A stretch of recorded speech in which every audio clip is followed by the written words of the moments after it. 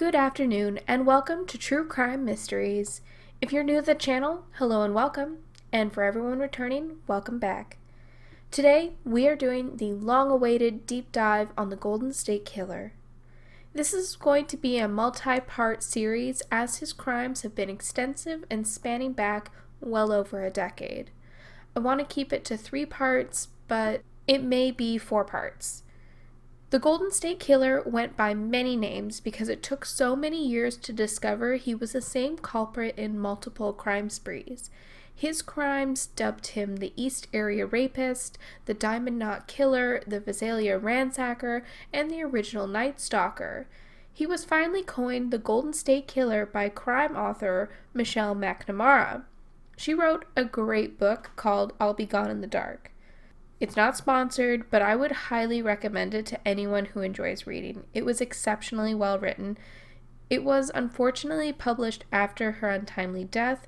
Her husband, Patton Oswalt, and her researchers helped to finish the book. She covered the crimes for, I believe, over a decade, and the research she did for it was next level. Her passion for justice really came through the pages. I'll Be Gone in the Dark. Read it, audiobook it, go get it. I recommend it.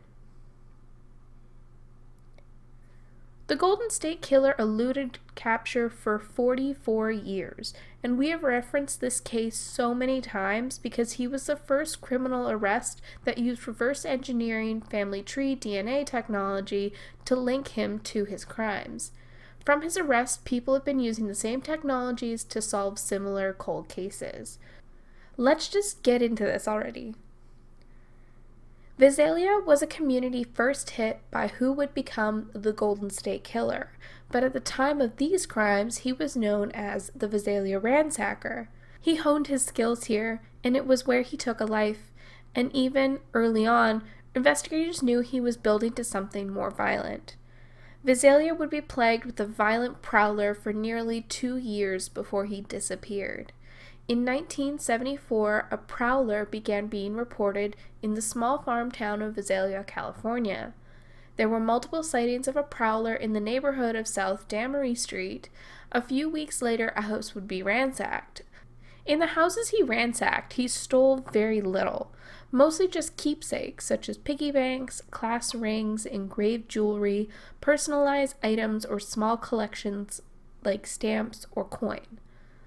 A distinguishing calling card was that he would steal 1 earring from a pair or a single cufflink. Items he stole were sometimes found nearby or in the next home he ransacked. He also stole any weapons in the home, firearms, ammunition, knives, tools, even a billy club. This immediately led investigators to believe he was already gravitating towards more violence. Occasionally, he would steal more practical items that seemed to be for his personal use, such as packages of t-shirts, glue, canned foods, dishes, and a stereo. He would often leave behind higher valued items, including money that had been left in plain sight. He would hit homes where homeowners were out of town. He would prowl in the same neighborhood for weeks before deciding on a target.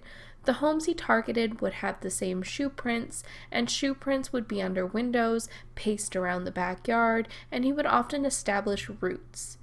This patience and unhurried attitude was a sign that he did this to satisfy a different craving. Investigators initially thought he was a young teenager, just an average kind of peeping Tom. It wasn't until later that they connected older previous crimes to his more violent ones. He would often enter the home through an unlocked window. Sometimes it would be slipping a lock or forcing open a sliding glass door. Once he gained entrance into the home, he would create multiple escape points by opening additional windows, pulling off screens, leaving back doors open. This was so he could have an easy exit if someone entered the home unexpectedly. And it also made hearing outside noises easier. Cars passing, people walking, dogs barking, all indicators that he had been spotted.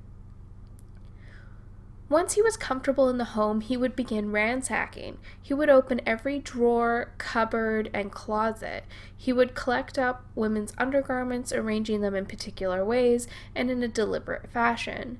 He would take photographs out of frames and stimulate himself using lotion found in the home, or he would bring his own, smearing the lotion all around the house. He would often cause minimal damage to homes, knocking over bookshelves or pouring wine onto the carpet or dumping liquids onto the furniture.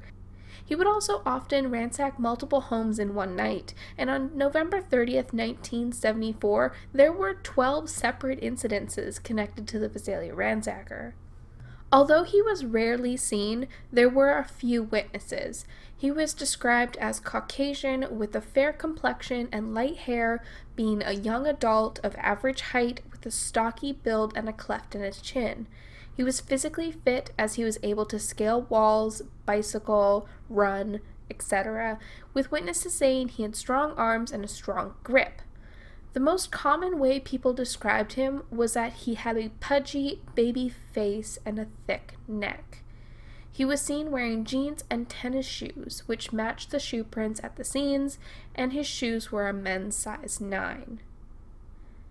By 1995, his crimes began to escalate. In the early morning hours on September 11th, a man entered the home of the Snelling family while they slept.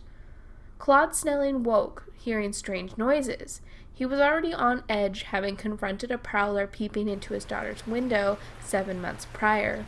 He'd opened the door to his bedroom and saw the sliding glass doors leading to the home's backyard were wide open. He ran to the door and saw a man attempting to kidnap his daughter. He shouted and ran at the man, but was shot twice. The gun pierced the silence of the early morning. The assailant fled the scene, escaping in a wooded area behind the home. Claude died of his wounds, and his daughter would later undergo hypnotherapy to try and remember as many details about the man who killed her father that she could. She had remembered that the night before she had heard a noise outside her window. She looked, but it was too dark to see anything. She remembered being woken up to an immense pressure on top of her body. It was a man lying on top of her. The man had a hand over her mouth and nose, and she struggled to breathe. The man growled, "Don't scream, or I'll stab you." She stayed quiet, and he removed his hand from her face and growled again, "You're coming with me." It was then that he stood up and showed her he had a gun. He kept a hold of her arm, and she asked him, "Why are you doing this? Why are you taking me?" But he didn't answer.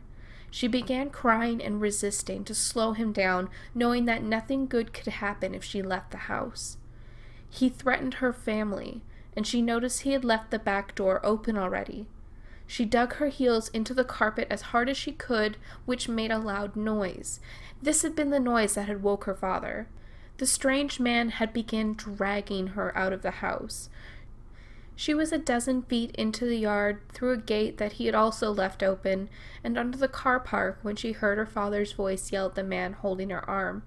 She made eye contact with her father, and for a moment everyone stopped. Her father lunged, the attacker shot, and then was gone.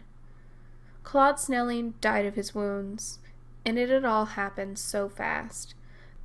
The weapon used to shoot Claude was determined to be a Morocco revolver that had been stolen by the Visalia ransacker just 2 weeks prior to the murder. The Snells neighborhood prior to the attack had also been the site of multiple prowler sightings and vehicles also being broken into. After Claude Snelling's death, nighttime stakeouts began in the neighborhoods the prowler had previously been sighted in, but the ransackings continued. During one of the stakeouts on December 10, 1975, Officer Bill McGowan saw a shadowy figure appear near a garage where he was hiding. The garage had purposely been left open by police, and there was another officer inside the garage. The figure crept around the shrubbery and peeked into the garage, then the prowler made his way along towards the home's backyard. Officer McGowan followed him silently and observed the prowler toying with a lock on the back gate, and clicked his flashlight on the prowler's head. "Oh my God!" the prowler shrieked in a high-pitched voice. He had been wearing a ski mask or stocking that had been rolled up onto his face. Officer McGowan got a good look at the suspect and yelled, "Police officer, hold it right there." The The suspect vaulted over the gate and took off running in a zigzag pattern through the yard. Officer McGowan ordered the suspect to stop and put his hands up, but he kept running. He pursued. The suspect continued to scream, "Oh my God, please don't hurt me!" in a bizarre, high-pitched, oddly feminine voice. The officer fired a warning shot, which also alerted his partner. The suspect hopped over fences with a familiar knowledge of the area. The man stopped running, only 5 feet from the officer, and put a single hand up. His back was facing the officer, while his other hand began rummaging through his coat pockets. Before the officer could react, the suspect spun around and fired a shot.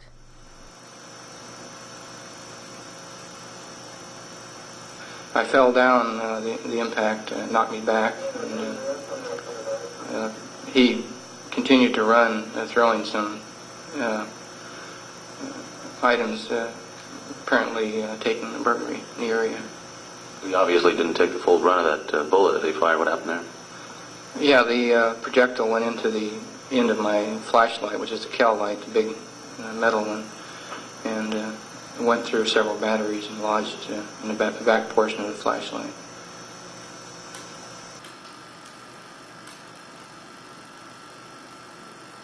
This is it.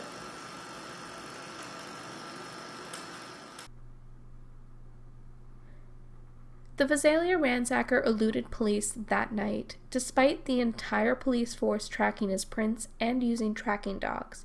McGowan was able to add to the description that he drew his weapon and shot with his left hand. He worked with a sketch artist to come up with these images. Officer McGowan served as a member of the Visalia Police Department for many years, where he retired after a long and honorable career. Even in his retirement, he continued to help in the Visalia ransacking case, and after he passed, his son went on to continue his work. After this incident, the ransacking in Visalia stopped. The investigation for the Visalia ransacker remains to be the most expensive in Visalia history. His crimes in this area of his life amounted to 1 murder, 1 attempted kidnapping, 1 attempted murder, and over 100 burglaries. He was active as early as 1973, and police are now trying to connect him to burglaries in Exeter, California that had begun in 1968, and a spree of burglaries dubbed the Cordova Cat Burglar. There is no evidence linking him to these, but his MO is exactly the same as the East Area Rapist, which is why there is little doubt that all these crimes were committed by the same man.